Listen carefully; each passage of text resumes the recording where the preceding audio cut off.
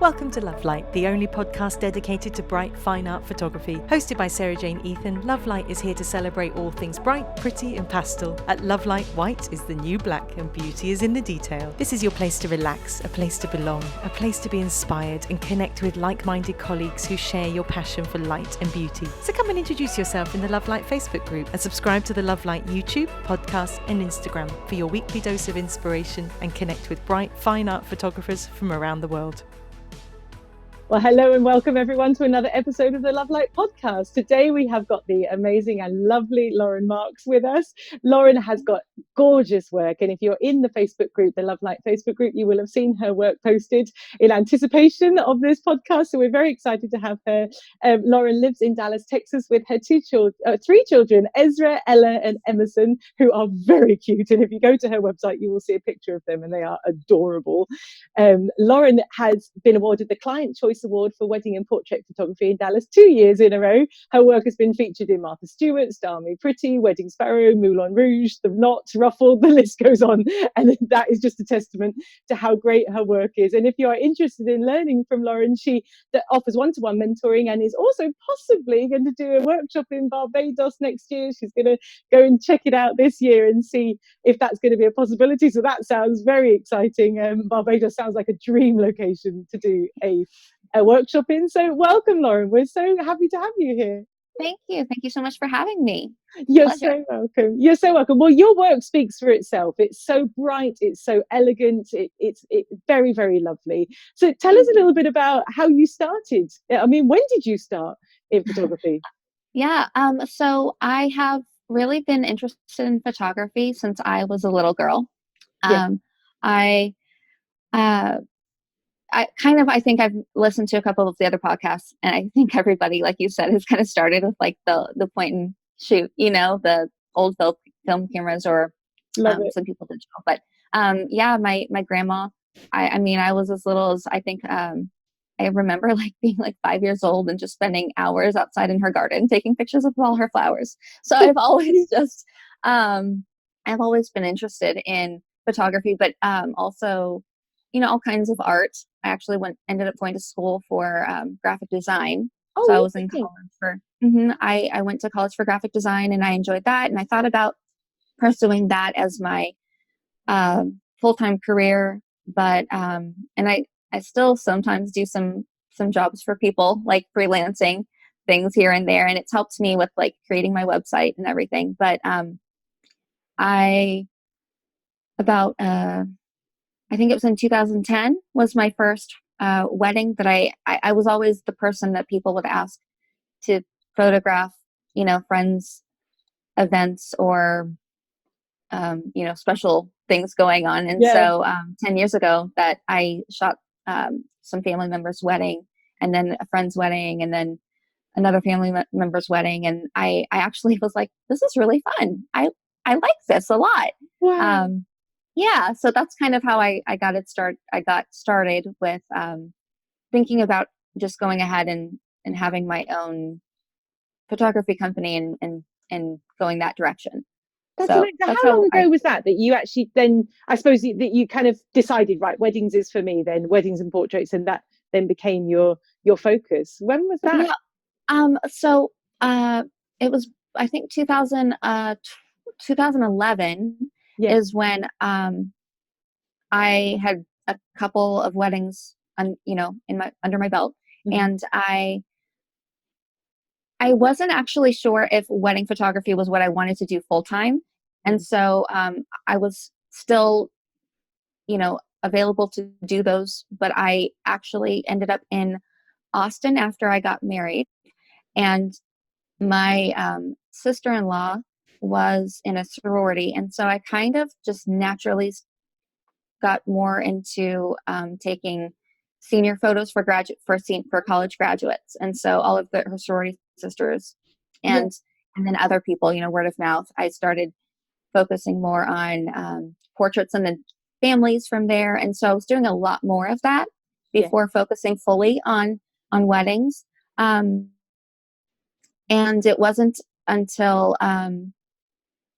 I had my first son that I was at home with him And I decided that I wanted to use that time home for furthering my education and, getting better at some of the things that I wanted to get better at with photography and learning about. And so I took some courses that were available, and I decided that because my style starting out was not as bright and airy. Right. Interesting.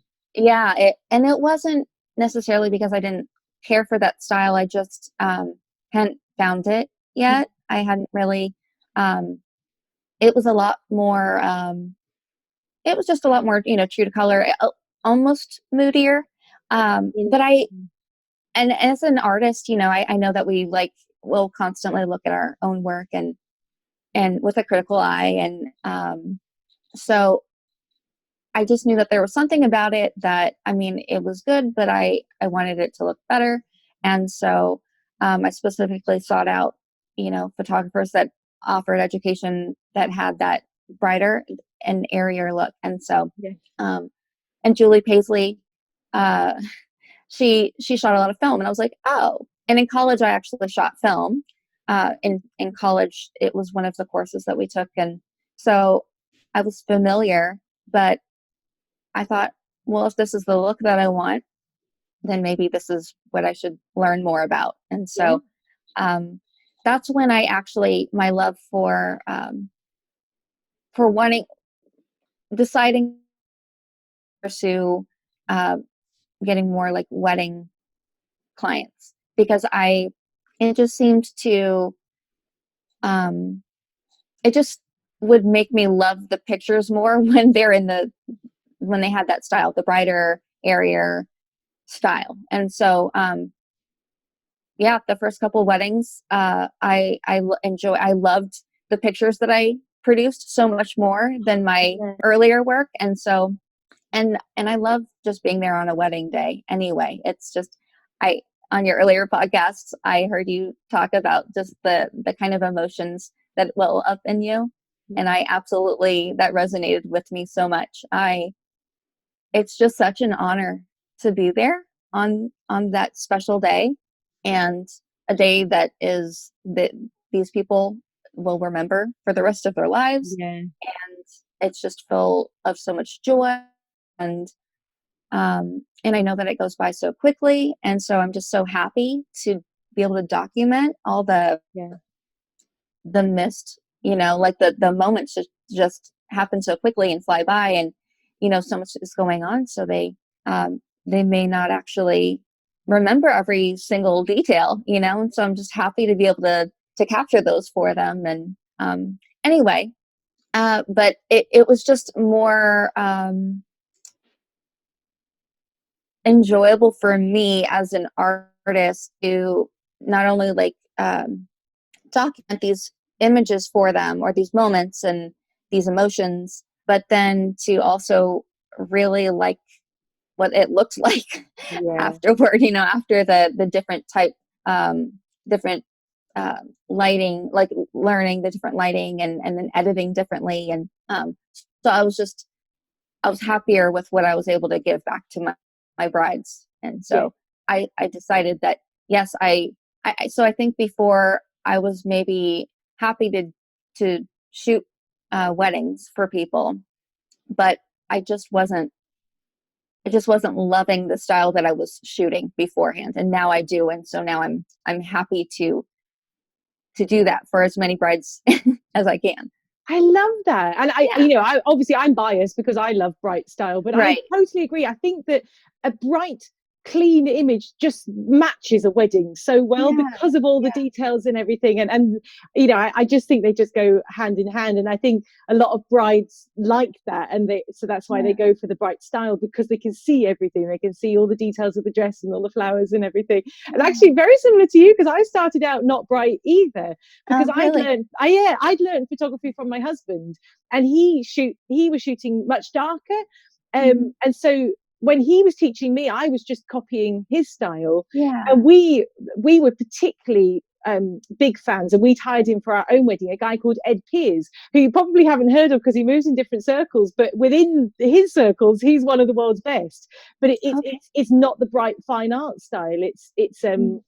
It's not actually very dark, but it's just very, very documentary and very candid and natural. And I remember saying to Matt, I noticed when I went on his website and I scrolled down, and it kind of it's semi-opaqued over the picture, like to put it onto Pinterest or something like that. And I said to Matt, like, I kind of want my pictures to look like his pictures, but with that slight whitey wash. I had no idea that such a thing like bright fine art existed. I just knew what I liked the look of. I liked it when it looked a bit more dreamy and hazy. I said to him, I want that look when the sun is shining through the camera and everything goes a bit hazy. I quite like that white, I had no idea that was a thing. So over the last few years, that's really when I've been discovering, this is actually a thing. Like, people do this, people shoot bright. And I think that's why I brought the Love Light group together, was because there wasn't really any place for people to congregate who like the same thing, and unless it's like specific to shooting film or to a preset. And at the time I was shooting VSEO because that's what I'd learned from my husband. Right. So there was nowhere I could go to post pictures. So that's what I really love about the Love Light group. But you mentioned that you kind of changed. It sounds like it was actually quite a quick transition, because you went on some workshops and your style changed quite quickly. Was that a transition with regards to your clients? Had you got clients who had booked you for a previous style? Because some people listening to this podcast actually might be wanting to pursue doing fine art, bright photography, and they might be in this situation of, what do I do with changing my style and current clients who are booked in? Did you have that dynamic to navigate? Yeah, actually I did. And I went through I went ahead and rebranded so I could show future clients and even current clients what my now style and what my vision will be, from here on out. And so with some of my, it was just communication. And what's really nice about the clients that I've had is that there's been a really great, we've had really great communication, and we've kind of built a trust. And so with some of my clients, if that had already booked like their wedding with me, we went ahead and did an engagement session with this new style. And I actually did discount a couple of the ones that and it wasn't because I was discounting my work. I just was like, because I don't have a lot of weddings now that are already showing you the style that I am educating myself on and pursuing. I just want you to trust me, and you have the it's up to you. It's up, your decision if you want to trust me and continue and let me shoot your wedding and have it be this brighter, airier style, or you can choose to, find another photographer. It's completely, I just left it up to them, and I just wanted to build that trust. And so that's what I did initially. I think I had 3 clients that's what I did with them, and they trusted me, and they were thrilled with their images. And and so and there's still clients. I love that I don't just stop with wedding photography. I then am shooting their pregnancy announcements, and then their maternity, and then their newborn, and then their family. So I offer it all right now. Because I just love it so much, and I haven't decided if I want to narrow it down. I know some people really narrow it down, but I just it's hard for me to decide which I would like to cut out, because I really enjoy spending those important moments with my clients. I just it just brings joy to me. So especially nice when you've got that history with them, that you've gone through that wedding day with them, and then it's like another big milestone is really special. They become family. They really do. Totally. So I really like Yeah. that. So you gave your clients the option to leave, and I presume in that scenario you would just give them their deposit back Yeah. and let them go on their way. And I suppose that just freed you to follow your creative Yes. instincts and passion without feeling like you have to try and stop it in order to please somebody who may or may not have been fine, with your new style. It turns out they were fine with your new style. So, Exactly. yeah. Exactly. And it 100%, I didn't have to do that, but I did feel like just being completely upfront Mm-hmm. just left everyone feeling, you know, the freedom um, to feel confident and sure, Yeah. I like I said, I really want to be able to build that trust. So just being completely honest and upfront right away, I think is the best way to do that. Yeah, well, I think that's so helpful because, like I said, some people listening to this podcast, I think, will be pursuing fine art photography and may Yeah. have this exact scenario. What on earth do I do with Yeah. my current clients who are expecting one thing and I'm actually wanting to start creating something else? So that's so helpful. One of the other Yeah. things you mentioned was that you started out in graphic design. That was your Yeah. training, and I Mhm. think graphic design and photography just go hand in hand. Oh My yeah. brother is a graphic designer, but Mhm. he also does photography, and he is one of the most Okay. creative photographers I know. And Yeah. like, I'm just in awe of the way he sees things and the angles that he places himself and the way that he composes an image. So do you feel that your graphic design background has actually benefited your photography, and is there Absolutely. any way that it has actually influenced the way that you see things and frame things? Sure. Yeah, absolutely. It has definitely given me a lot of background in at least composition, um, and setting things up. I I do feel like art is, it's different for everybody, and but there are some rules, like creating the triangles and the even, and you've got the rule of thirds and all of those things. So that having the eye for those things kind of ingrained, kind of becoming like a almost a second nature. I mean, there are times when I miss things and that Oh, happens, yeah. but for the most part, kind of being able to check a lot of things off of my list, just really quickly while I'm trying to compose things quickly, it has definitely been very beneficial. Yeah. And then even yeah, so I think even having fun with images, it has helped me to kind of even when I'm setting up images, I try to think um, into the future, like when I'm going to be editing, how many ways will I possibly be able to slightly crop things to take an image and make it just even have that many more options. Like I'm not going to completely crop things and Yeah. change, like um, the result. I mean, it's not going to be Yeah. like the quality of the image is not going to, it would be like slightly being able to Yeah. do more creative crops. But Yeah. that I think goes back to my graphic designing eye as well. So I don't necessarily just look at um, when I'm looking through the viewfinder. I'm not necessarily just seeing people and objects. I feel like I'm really seeing like a piece of art, and I'm seeing like shapes and things. So that helps. That has That's helped. so good. Yeah. And how do you find doing that on a wedding day? Because the day's moving so fast, Hmm. and you're thinking of a million things at once. How do you find that creative space where you can breathe and think and take a moment Yeah. to compose Uh, and so things are happening very fast on a wedding day. I think that beforehand scheduling. I'm really big about communication uh, with my clients ahead of time with a timeline.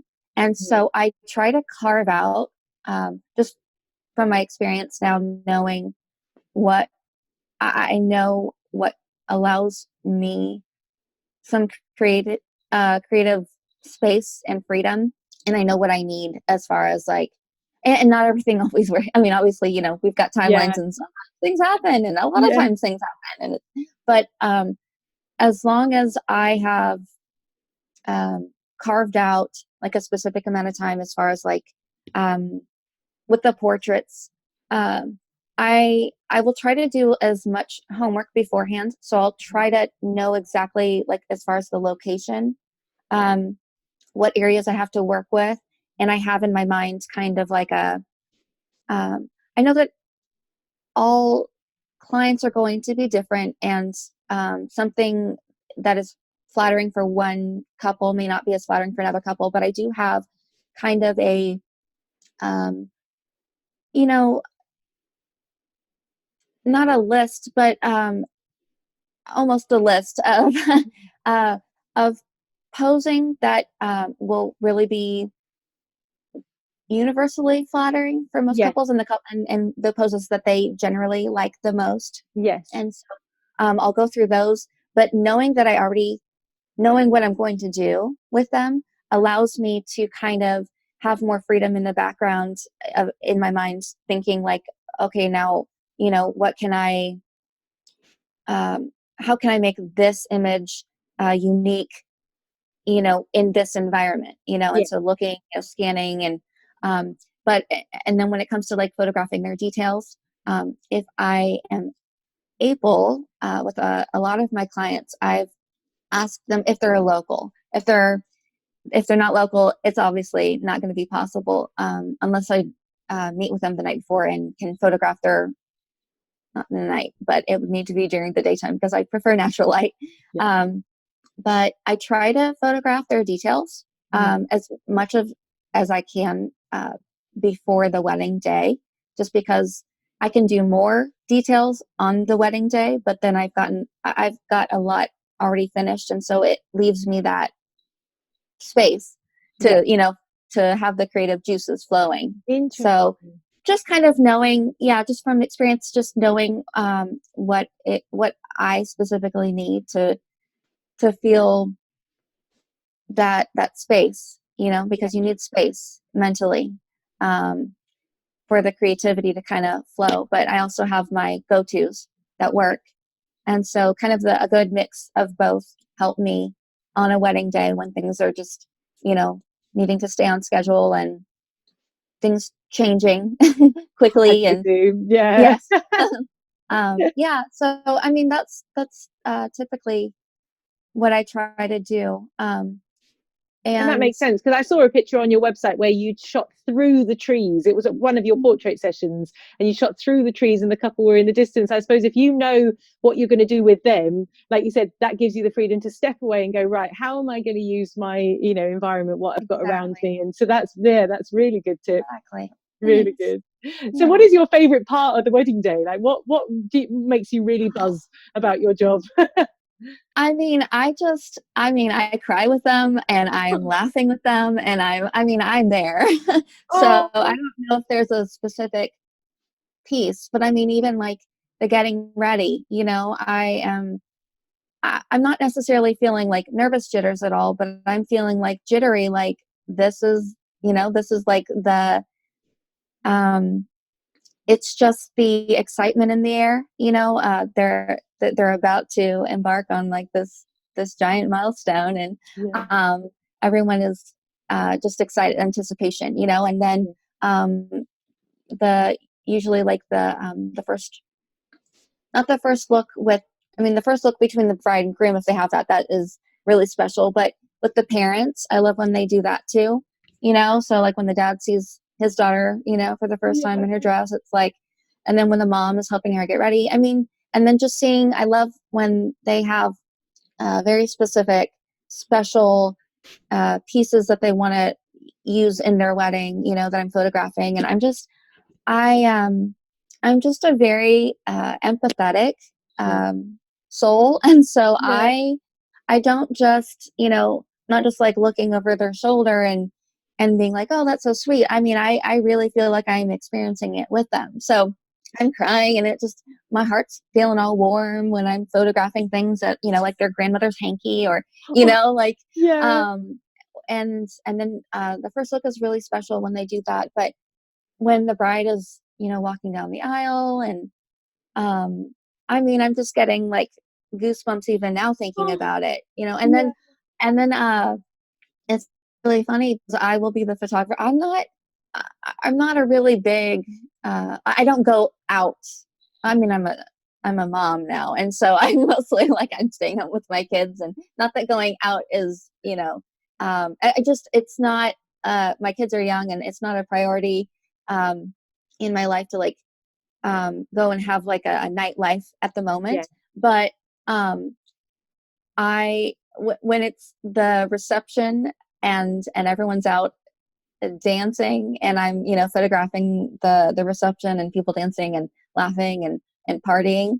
I mean, I just feel like that side of me just comes out, and I'm dancing while I'm photographing. I mean, I'm going to be the dancing photographer. So I love it. I'm if the brides singing hired photographer. me, I sing along with everyone. yes. Oh my gosh, me too. I'm singing, and I'm crying when the first dance, is going on, like with the parents, if it before the first dance or after the first dance, however they decide to do it.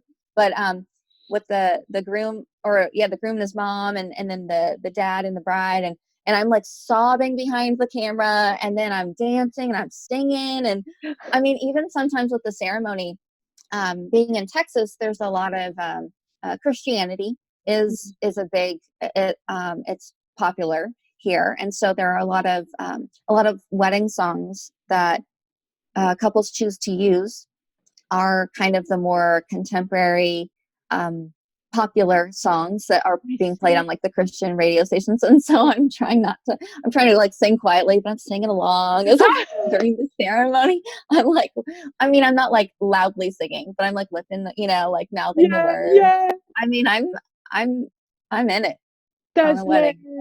Yeah. Because you are a Christian yourself, so I'm sure Yes. some of those songs mean things to you. Do you know, and Yes. Yes. move Absolutely. you. And I Yeah. exactly. Yeah. It's special. All of it is very special.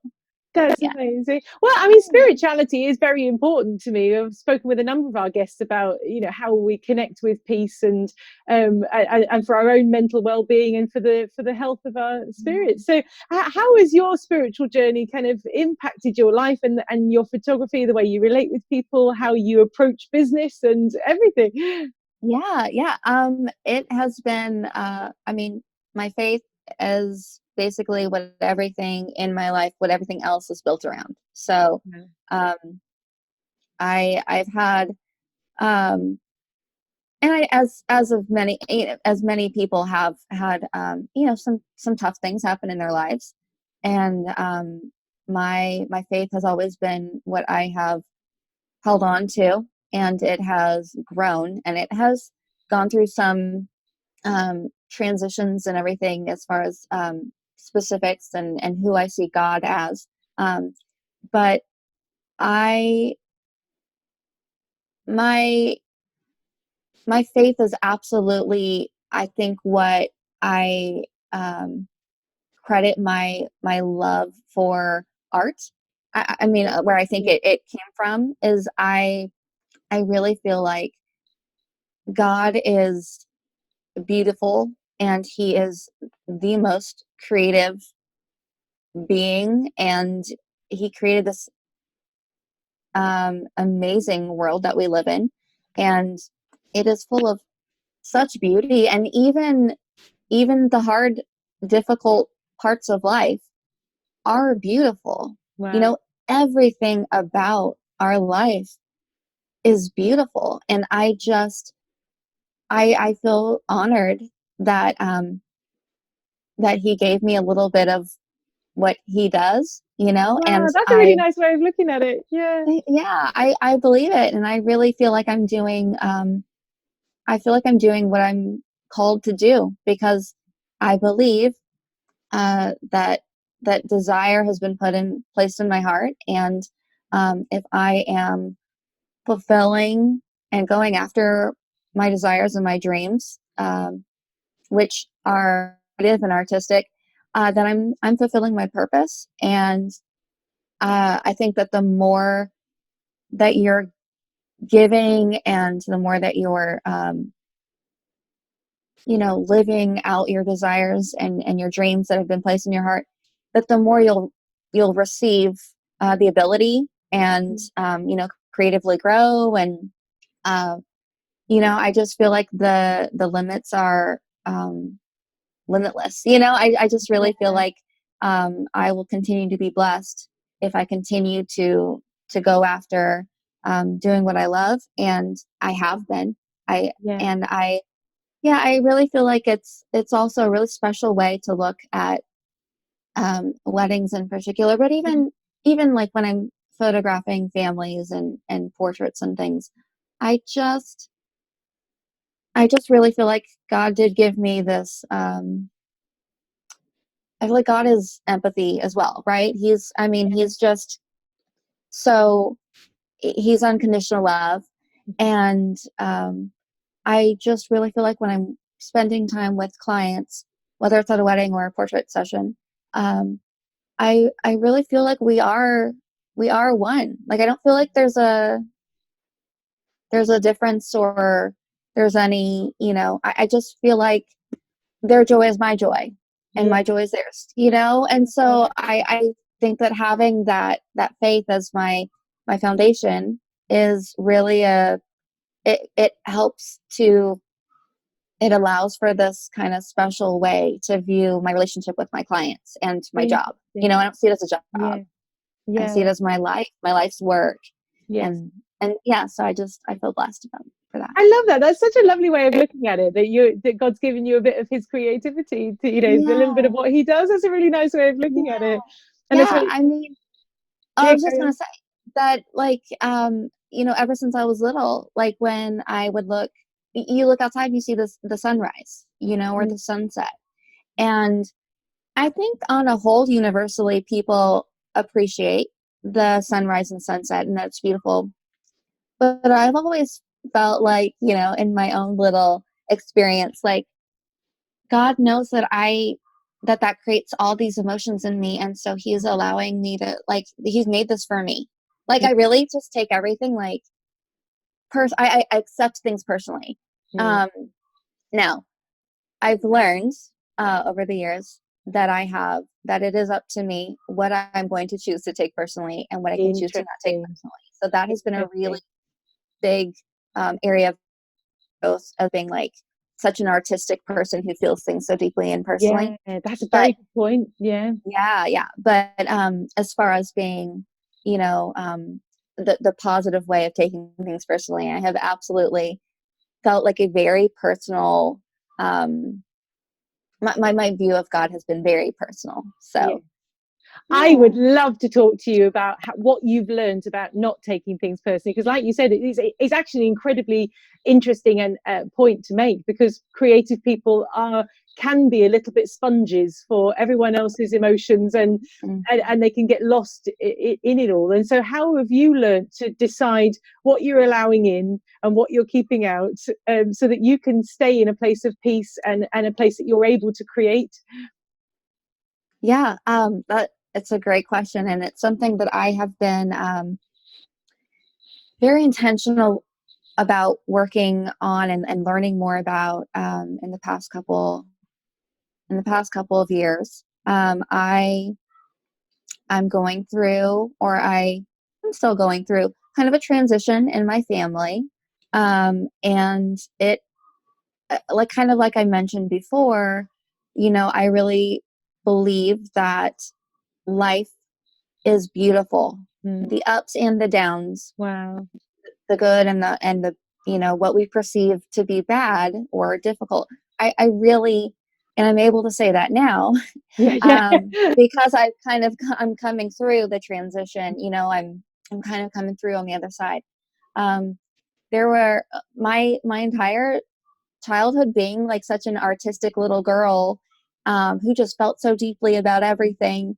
Yeah, that was a hard lesson for me to learn, because I took everything so personally, and whether somebody, said something and didn't mean it that way, or they did, um, I've just always been very hard on myself, and that, as well as the things that I would create, I had such a love hate relationship with my creations.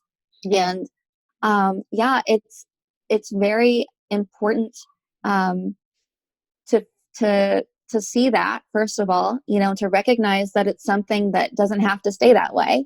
Yes. We have the power, we have Yeah. the capability to um to give meaning to things, Mhm. especially when it comes to, like, you know for our emotional health. And Yeah. so, going through this transition with my family and becoming a single mom, over Yeah. the past year and a half, I I had to really look inward, and then it also, it started with looking at myself, because I realized, okay, my life needs to change. It's going to change. It's changing, Wow. right? These things are happening, and I had to decide: am I going to look at it like things are happening to me and I'm a victim, Mhm. or am I going to look at it like, okay, what part of this is my responsibility? Mhm. What part of it is healthy for me to own, and what parts of it is are healthy for me to release Mhm. and choose not to, uh that I don't have to identify with them. They Yeah. don't have to, um yeah. So it's really interesting, because that transition in my personal life and in my family life, really, it makes so much sense. It translates so well into how I, in my work life, how, as an artist, how I have the ability to choose what I'm going to. I have the power to choose my identity. Right. It's Yeah, a it's really choice. good. It's, I'm not a victim, and like we just discussed, like, I believe in the scripture, and God says everywhere that He doesn't give us a spirit of timidity, or, but of power and sound mind. And, Mm. we're created in His image, and just all these, like, empowering, truths. And, Yeah. um, so it's been really great, because now, um, working through so much of, really creating healthy boundaries in my mental and Yeah. emotional states, and, Yeah. um, it translates very well into life as an artist, because I can stop myself Mhm. from. I have the ability now. I feel like I've created space to stop myself from beating myself up, because if I look at an image, I have this, like, I see all the things that I did wrong first. Mhm. I or that was my old tendency, Yeah. right? Or I'll go through and, um, it, somebody called it before, what is it? Monday. Oh, I forgot the term, because I don't watch sports. But it's like when the day after the big game, and you're like, you're really hard on yourself, because you're going over, the wedding day, or you're going over the portrait session or whatever, and you're thinking, oh, I forgot to get that one shot I really wanted to get. Or oh, I remember that tree. I wanted to, like, Yeah. just Yeah. whatever. Um, but I think with the intentional, um, the giving my to realize and to intentionally give myself grace, Mhm. and to choose to be, proud of myself for whatever it was that I did, because every situation and every creation, you're going to have multiple perceptions. Mhm. Like, you can look at it in so many different ways. So Why not true. choose The one to that makes you happy. look at it? Yes, exactly. And that's exactly, and even the Bible says, like, choose life. Like, you Yeah. have the choice to Yeah. choose all, like, choose to be happy. Yeah, like, choose Absolutely. something That's that's going to so bring you cool. joy. Yeah. Because, and it's so funny, because being a mom also really helps me as an artist to look, like, Interesting. inwardly. They're great little reflections, because Yes. I'm constantly to I'm constantly talking to my kids, like, reminding them, like, if they, if they're sad because they're like, yesterday I made them like a little banana with like almond butter, like a little banana sandwich. You know, you like split it and you put the anyway. Oh, Um, cute. so and they were all excited about it. But then one of my daughters, who reminds me a lot of me, she feels very deeply about everything. Oh, Um, she it was messy and it was falling apart, and she was so sad because it was like it was sticky on her fingers, and she was just like it was falling and it wasn't staying just right. And I mean, she like this little meltdown, and I was trying to gently remind her that it's all going to work out. And it, you know, what we can do is we can actually choose to skip over the part where we feel so sad and negative and like despair. yeah. We can skip over that. Like, it's okay if we feel it, but you can release it and then remember it's all going to work out. Wow. And you can make it beautiful. You can make it really, and like, that's just like a silly little example, but I'm constantly reminding them Yeah. it's up to you to choose how you want to see this, Yeah. and what part you want to focus on, So true. because there's all the parts, what. Yeah. So anyway, it's just motherhood and yeah, this uh big life transition and all the experiences that I've had have absolutely helped me in my in my work. And I think yeah, it's so important because a lot of creative people do struggle with this, I think, and you don't have to look on many forums to see people posting that a client has messaged something to them, or a potential client has messaged something to them, and you can see that they've taken it incredibly personally, and they're very defensive now, and they're replying very defensively, and they're either slightly aggressive in their defensiveness, or they're over explaining themselves, trying to justify, and it just, I think it is a really important topic, just how you have internal boundaries so that you're yeah, not swayed by what you think other people are thinking. Or have you come yeah, across a book called Boundaries? yes, So I read yes, that book last year, and it was a game changer for me. it's huge. For those of you listening, it's Boundaries by Cloud and Townsend, who are Christians, but they're also clinical psychiatrists, so they know how the brain works. And Right. this book was exactly, they were describing actually from the Bible why you are allowed to have boundaries, and why you should have boundaries, about, because I wondered whether you'd read it, you see, because of the type of things you were saying about what I have control over and what I don't have control over, and Right. what other people have control over and what they don't have control over. Right. And that it's really helped me as well. I think for me, my lack of boundaries shows when I'm shooting the portrait part of the wedding, and I'm constantly thinking, are they okay? Are they feeling relaxed? Are they feeling nervous? Am I doing this right? Have I said enough stuff? Oh, I think they're not having fun. Oh no, what have I done wrong? And that's actually hindering my creativity, because I'm constantly worrying about what they may or may not be thinking or Right. feeling. And it's helping me just to go, no, I'm doing a good job. I'm being a friendly person. I'm giving good instruction, and like, exactly like you said, to focus on the positive. And if there is a problem, they can communicate it with me, Yeah, or exactly. I'm sensitive enough to pick it up, Right. and to free my mind. So it's been actually a really interesting journey for me as well. It sounds like it's been a 2019 was a big journey for both of us, it seems, in Yes.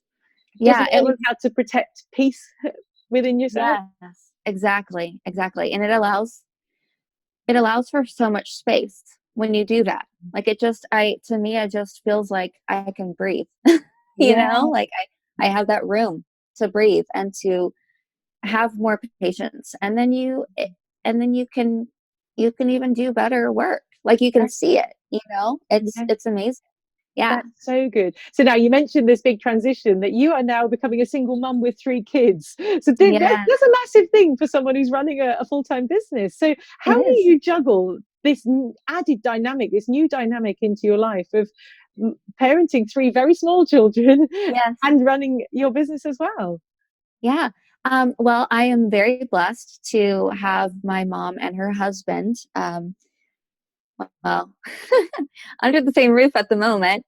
But they have been amazing. But it's actually really great because with our line of work, there is that flexibility as far as, other than like weekends being the typical, when people get married, wedding schedule, when I have other work, when I meet with clients, or when I am setting up portrait sessions, or whatever it is, I have that flexibility to schedule it when I am available, when the kids are napping, or when they're going to be at daycare, or when, so that is really wonderful. But also I grew up, my mom was a single mom, and she worked full time, but kind of, though. It's funny because she was an entrepreneur. She had her own company as well. And so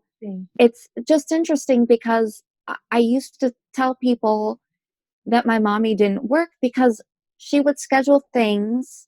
She had her day, but she was able to schedule working around when I was taking care of and having fun with my friends, or, at school, or, and so growing up, it wasn't, I guess it's just like a normal thing for me. Like, this is just, and then my grandparents did the same thing. They had their own business, and, and so we come from a family of entrepreneurs. And so it just made sense to me. It makes more sense to me, actually. Just because I wasn't used to seeing my mom in an office job, or an 8 to 5, or whatever. And so I know that there are people some people see things as being easier or more difficult, but to me, this really works. And I'm able to spend, I feel like, a lot more quality time with my kids. And I do have the time to spend with my clients and emailing. I just kind of schedule, and I know it's going to constantly shift because kids get older and their schedules shift and change. But I also really, I like the challenge, and I like that it is different a lot. I think that I would get bored easily if I had to do the same thing all the time. And so, I love that I can edit and have them kind of come up to me and ask me, "Mommy, show me something." And it's not always that way. I do a lot of editing when they're in bed, but when there's like a time crunch and I have to be working on my computer work more throughout the day, I just love that I'm still present. So it's great. I like it a lot. That it actually sounds like it's been a blessing to have that job, to help with this transition. But now you said about having time with your kids. So how do you, actually, the other end of the spectrum, how do you protect your time with your children? What boundaries do you have in place with your business so that it doesn't bleed over into your family time and consume? That's a great question. That's actually something that I had to kind of figure out as well, because last year and the year prior, actually, I think that I had kind of overscheduled with my work. And I kind of, I feel like, learned, not the hard way, but there was more stress and more, and I was still learning about the emotional boundaries and like the family, and learning, like, figuring out how to apply it to all the areas of my life. And so, I was dealing with some guilt, and because I wasn't spending as much time with my kids, I felt like I was spending more time working, and not, and it wasn't just being out of the house, shooting. It was just not, I just didn't really have a good plan in place to work efficiently when I was home. And so, I was able to come away with some great decisions, about, I'm actually, so it was the year before last year, that I had, a lot more work than it kind of just kept coming in, and I just didn't say no, and so, so last year I actually I was kind of in the midst of figuring out this boundaries thing, and what that meant for me and my work and my family. And so I took less work last year, and I took different work. It was kind of interesting. So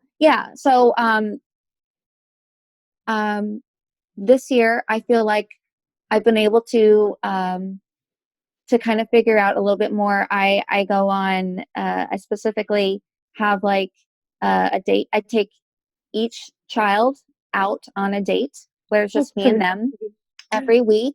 And it's been really good for them. It's been really good for me. Yeah. And so that's once a week. And then during the day, I've gotten a little bit better. Like I said, I mentioned about just working smarter.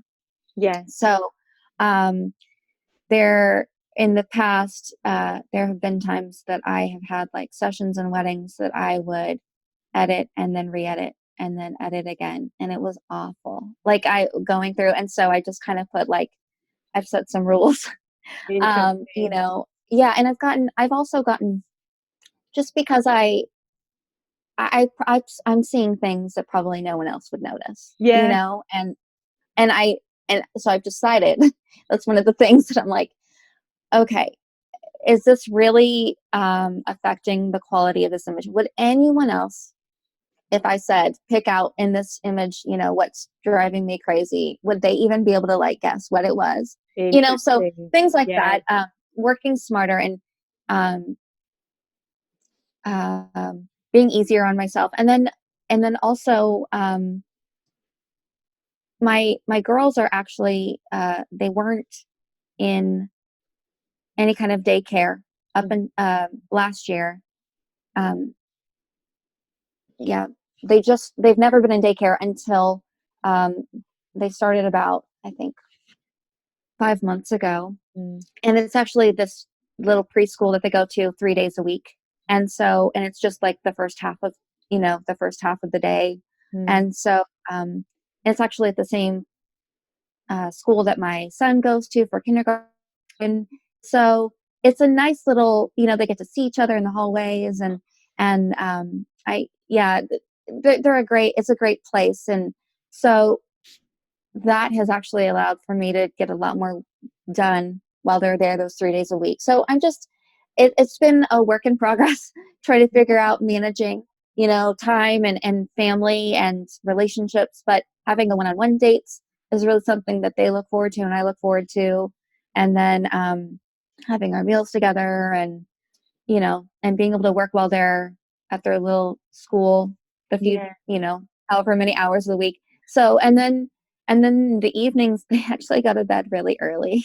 I think that's good. I think that's good personally. Yeah, they love it. They actually, it's so funny because when I talk to my friends about what time my kids go to bed, at like no later than 6:30, they go to bed.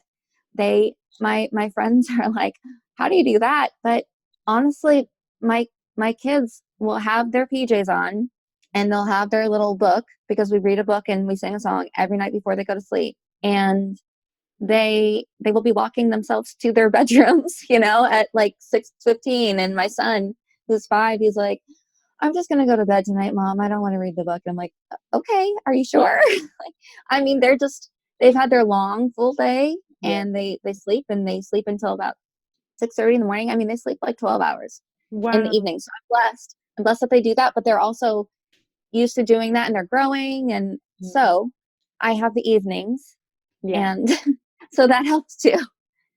That is, I love that. And I like you were saying earlier as well, I always think that we shouldn't be hard on ourselves if we realize that we've overextended ourselves, because you don't often know where your limits are until you go over Yeah, them. And then you're like, it's oh, true. as long as you're constantly assessing, like, have I overextended myself here? Yeah. You know, is this the life that I want? Do I want to feel like this? Or is can I have a better quality of life? And Yeah. just rein things back in. And like you said, just it's a constant balancing act. Right, I think I'll have a bit more of that, actually maybe a little bit more of that, Yeah. and eventually you find this balance Yes. in your life. So it sounds like you're doing Yeah. really well with adjusting to that Thanks. big transition.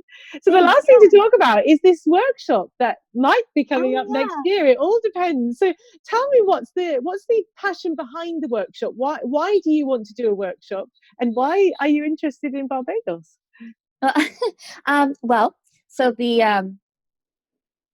as far as Barbados, because of the location, I was actually the opportunity came to me, um, to work in Barbados this summer. And so I'm already just going to be there. There's a retreat going to be happening, and I was asked to photograph it. So I'm like, Oh, yeah, I can yeah. do that. I think I can do that. So I'll be there this summer to photograph this retreat. And it's actually a mental and emotional health. Like, I mean, it's going to be like all very positive too. So it's Yeah. going to all around be a really nice experience, I think. Yeah. And my kids will be able to, in fact, my mom is now considering like going to the retreat because I was talking. Amazing. Yeah, it's so, if that's the case, we have family, that can be with my kids. So I know that they'll be in a safe place, and so I can go and do that and work. But as far as having the desire to consider having a workshop out there, Mm-hmm. and hosting it is, I've had the honor of being at some really wonderful workshops in the past few years, um, past 3 years.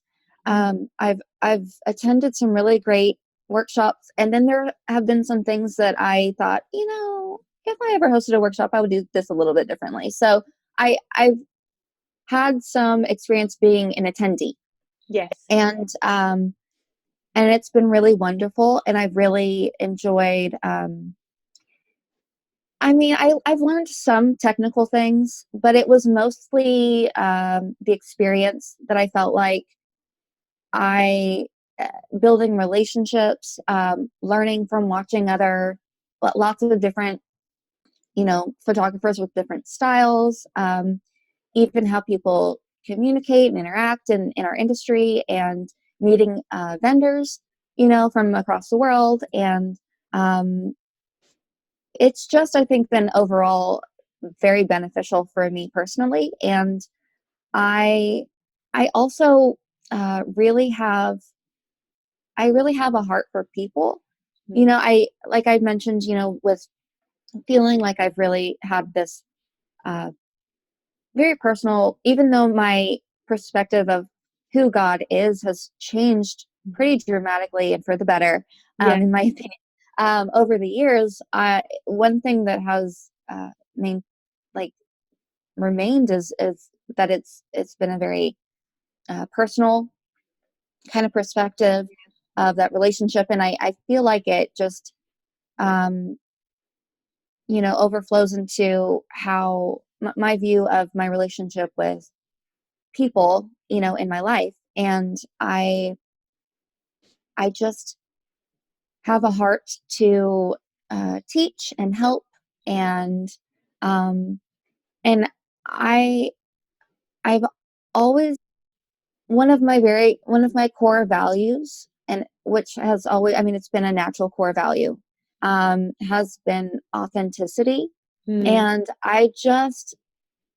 so I've never really had a problem um, with sharing, you know, the the truth about Yeah. myself. Even sometimes it could have been, I've had to find the boundary about like oversharing, what's beneficial for the situation, Yeah. because my heart is just so much to be um Authentic and this real. yes, authentic. Like, this is me, Yeah. this is me, this is what I went through, this is what I did, this is what helped me. Maybe it can help you, give people kind of options and hope. And so when it comes to a photography workshop, um, I would just love to uh, create that space for other photographers who Yeah. are, you know um, mostly, I think what I would want to focus. I mean, we would be there and available to teach about, technical things about shooting, and if people are needing help, if they're interested in learning about film, um, if they are hoping, to learn a little bit more about like shooting the brighter, the lighter and airier, images, or if they're, but I would really like to be there and provide a space for people to build relationships in the industry, and to, I guess, learn how to work together. Yeah. And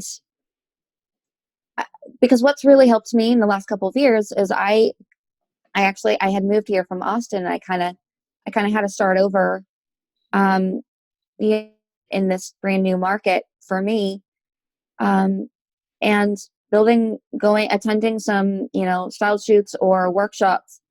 I mean, building relationships with vendors has been, and not just vendors, but I mean, not seeing them just as vendors, but like as, my community Yes. in this industry has just been incredibly helpful, beneficial, and not just in, gaining business and clients, but in confidence, and in, just in building friendships, like Yeah. just feeling like you're a part of the community. So I would like to be able to offer that to other photographers around the world. I'm going to be in Barbados already this summer, so I figured it would be. I haven't heard of. I hadn't seen any other workshops hosted there, and I know that it's pretty affordable and it's beautiful. So I thought, what a great opportunity! It's kind of landed in my lap, and I have this desire. So I'm going to, kind of look into that while I'm there, kind of see. It's also a good excuse to stay for a few extra days, Yeah, gotta check shout it out out. locations. Yeah, Very important, very important. Exactly. With a pina colada, of course. Exactly. I mean, when in Barbados, right? And so, yeah, I think that it would be great if it all works out. If it seems like it would be a really great fit, then I would love to go ahead and plan. And I have some vendors that I have fallen in love with out here, and that I'm talking with, but I really just want to be an encouragement, like as far as like sharing my personal experience too, not just the technical parts of the job, but my life. We're all people, we're photographers, but we're people first, and and kind of working through whatever situation in life. Some people, like you mentioned, can look at my situation and perceive it to be like difficult, or even, I've had some people, like, I go to a local grocery store, and this Christmas, season, I went in, and I had to buy some groceries, and I saw the owner there, and he kind of has known my situation, not details, but he's kind of known of my situation. I bring my kids in, and so he knows all of us, and and I remember he was like, "So how are you doing?" And I was like, "I'm great. It's been a wonderful Christmas. We're just feeling, really loved. It's been great to be around family." And I like genuinely could say we're great. And it was just a good reminder to me that your state really just depends so much on your perspective. And that, I feel like that's such an important piece to share with anybody who is trying to run their own business, and let alone their life, like run their own life. So I would really love for it to be a place of, where you can come and just be authentic, and we can be friends, and we can take beautiful photos, and you can learn. If you have any questions about photography specifically, we're there to answer those questions and help too. But I just feel like overall it's a great place of, I mean, it's just going to be a great experience. So I love it. That's my forward goal. Yeah, looking goal. So. Well, I'm very excited to see what happens with that, and how that comes to pass. And like I said, it sounds like such a wonderful aspect to bring into the workshop as well. Just this learning to be content, and because I think it is an ailment that can affect a lot of photographers. Because in the past, you would just be living in your world. I mean, I'm talking, pre-internet. You're just doing your photography for your clients, and that's it. We're now exposed to this, just this array of photos, and everybody's going here and they're doing this amazing stuff, and you can always be looking at what you don't have and where you want to be, rather than actually just living where you are and enjoying the clients that you've got and enjoying the life that you have. So it sounds like actually people would go away from your workshop feeling a lot happier with their life, with themselves, and able to actually enjoy the now whilst also moving towards the future too. So Yes, the present. Absolutely.